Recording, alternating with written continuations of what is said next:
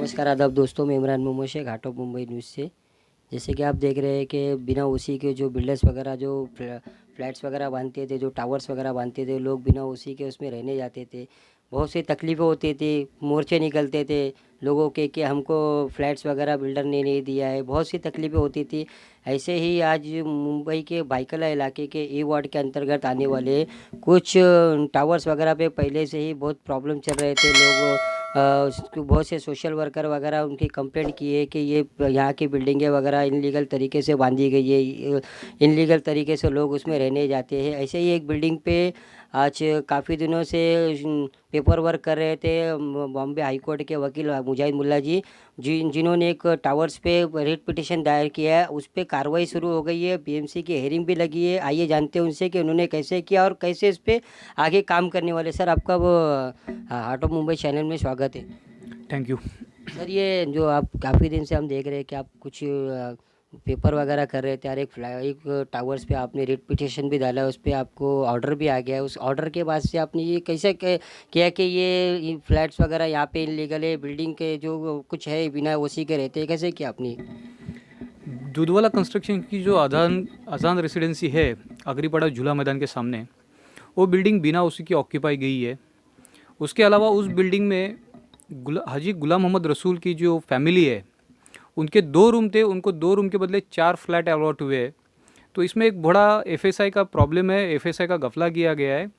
उसके अलावा वो बिल्डिंग बिना उसी की ऑक्यूपाई की गई है। उसका लिफ्ट का काम कंप्लीट नहीं हुआ है, स्टेयरकेस का काम कंप्लीट नहीं है, कार लिफ्ट का काम कंप्लीट नहीं है, और बिल्डर ने जो है दूधवाला कंस्ट्रक्शन ने जो है उसी के लिए अप्लाई किया हुआ है।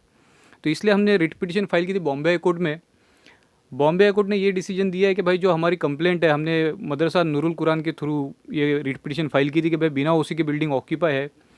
तो ऑनरेबल जस्टिस श्री काथावाला ने ये डायरेक्शंस दिए है कि भाई हमारी कंप्लेंट के ऊपर हेयरिंग लिया जाए और 4 वीक्स के अंदर उसके ऊपर एमसीजीएम को उसके ऊपर डिसीजन देना है, और उसकी जो कंटेंशंस है, बाकी कंटेंशंस ऑन मेरिट्स ओपन रखे गए।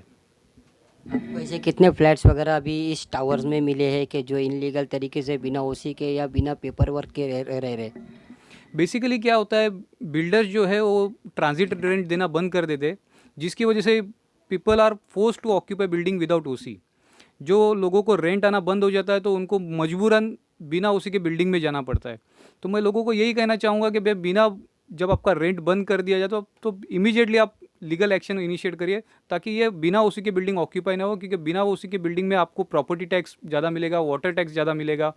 तो ये आप एहतियातन उसको ऑक्यूपाई ना करें। ऑनरेबल बॉम्बे हाई कोर्ट का जो जजमेंट था उसके बाद में हेयरिंग आपकी लगी, तो मनपा कार्यालय से आपको हेयरिंग लगने के बाद उनका क्या आश्वासन है, उन्होंने आपको क्या जवाब दिया, उनका क्या ऑर्डर हुआ और कैसे कार्रवाई होगी?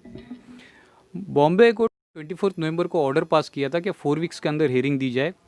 ऑर्डर कॉपी अपलोड हुई 25 को। हमने 26 को एमसीजीएम को इन्फॉर्म किया है, लॉ ऑफिसर्स को इन्फॉर्म किया है, ऑनरेबल कमिश्नर म्यूनसिपल कमिश्नर को इन्फॉर्म किया है कि भाई इस मैटर में हमको हेयरिंग दी जाए और उसके ऊपर जो भी डिसीजन देना है अप्रोप्रिएट डिसीजन दिया जाए करके। अभी आपको क्या लग रहा है कि कितने दिन लगेंगे ऐसे लोग जो रह रहे हैं, या फिर उस पर एक्शन होगा, या फिर उसके ऊपर क्या आपकी क्या मांगे और ऐसे लोगों पे क्या कार्रवाई होनी चाहिए?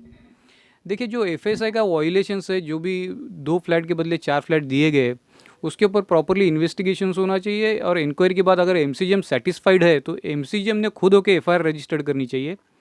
उसके अलावा एफएसआई का फिर से कैलकुलेशन होके उसकी रिपोर्ट बना के बिल्डिंग प्रपोजल अपने म्यूनसिपल कमिश्नर को दे देवे, और जो भी वायलेशंस है उसके ऊपर एक्शन लेते हुए बिल्डर को जो भी करना है, पेनल्टी जो भी एफआईआर रजिस्टर करनी है, वो बिल्डर के ऊपर एफआईआर वगैरह रजिस्टर की जाए।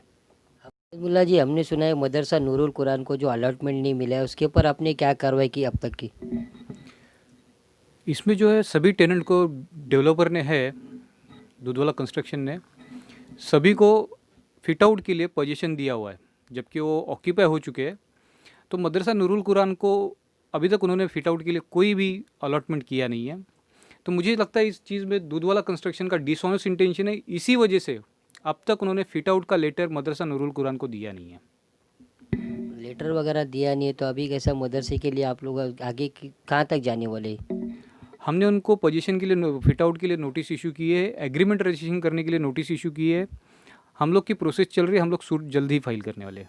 ठीक है कि जैसे आज काफ़ी दिनों से बहुत से सोशल वर्कर जो मनपा ई वार्ड में काफ़ी दिनों से कंप्लेंट कर रहे थे, बहुत से टावर्स वगैरह के बारे में दावे कर रहे थे कि ये टावर्स में कुछ फ्लैट्स वगैरह इनलीगल है, हमारे पास ऑर्डर कॉपी है, हमने इसके ऊपर कार्रवाई करने की मांग की है। तो ऐसे बहुत से टावर्स वगैरह जो बता रहे हैं वो लोग दावे के साथ में, उस पर क्या कहना है आपका? देखिए, मेरा यही कहना है कि म्यूनसिपल कॉरपोरेशन उसके ऊपर लॉ सेट आउट कर लेवे और एक टाइम लिमिट बना देवे कि भाई इतने टाइम में उसके ऊपर एक्शंस लेना है, इतने दिन में नोटिस इशू करना है, इतने दिन में डिमोलिशन होना है। ये लॉ सेट हो जाएगा तो उसकी वजह से अगर काम नहीं कर पा रहे जो भी म्यूनसिपल कॉरपोरेशन के अधिकारी, तो हम उनके ऊपर कार्रवाई कर सकते हैं कि भाई वो कंटेम कर रहे हैं ये लॉ का, या ये लॉ के अगेंस्ट में काम कर रहे हैं। तो हम उनकी डिमांड कर सकते हैं कि उनके ट्रांसफ़र हो जाए, उनको सस्पेंशन मिल जाए। तो हम चाहेंगे कि उसके ऊपर एक लॉ सेट हो जाए पूरा के पूरा। चैनल के माध्यम से लोगों को क्या मैसेज देना चाहते हैं आप? मैं यही कहूँगा कि भाई जब भी कुछ इलीगल कंस्ट्रक्शन में आप फ्लैट खरीदो या कहीं पर आप बिना उसी की बिल्डिंग ऑक्यूपाई करो, एहतियातन दिन ये देखिएगा कि भाई आपके हाथ से कोई भी इलीगल चीज़ ना हो। आपसे बात करने के लिए धन्यवाद। Thank you very much Imran ji.